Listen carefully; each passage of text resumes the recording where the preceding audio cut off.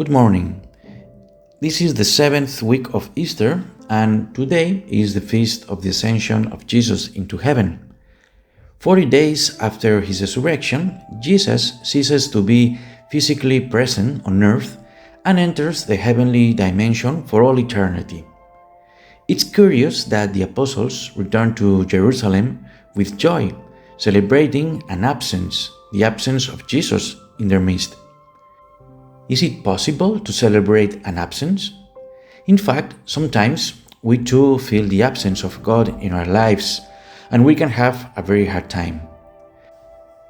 I make a comparison.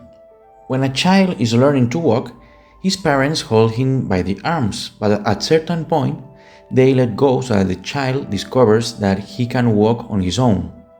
The parents have created an absence so that their child feels like the protagonist of his own life. Something similar happens with the Ascension. Jesus creates a physical absence so that the apostles, from now on, take the reins of the mission of evangelization.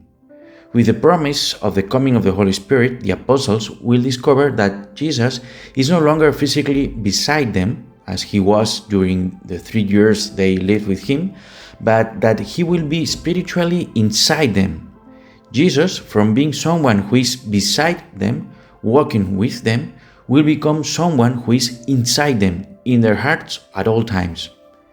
The apostles, in the midst of the nostalgia of seeing Jesus live, were happy because Jesus had told them, "I am going to send the promise of my Father upon you." Although they didn't fully understand, they had the intuition that something very great and beautiful was going to happen with them and in them. In Holy Land, one can visit the exact spot where this gospel took place. It's a chapel on the top in the highest place of the Mount of Olives. Since the Crusaders were expelled from Jerusalem, this place has been under Muslim control and was converted into a mosque. But just on today's feast, the Ascension, that place becomes Catholic again and is transformed for one day into a Catholic church. Inside that chapel, on the ground, there is the mother rock of the Mount of Olives, and according to tradition, there we can see the signs of the last footprint of Jesus on earth, the highest part of the Mount of Olives. And according to tradition, when Jesus returns in his glory, he will do so at the exact point where he ascended into heaven. What can the feast of the Ascension bring to us spiritually? Jesus, by ascending to heaven in body and soul, in his divine nature, but also in his human nature, makes human nature participate for the first time in heaven. He inaugurates heaven for human nature. Thus, he indicates to us what is our point of destination in life. Our destination, like a subway line that one runs to a final station, is heaven. This opens the door for us Christians to something wonderful, which is the virtue of hope. It makes us people of hope, not simply optimistic people. That's very different.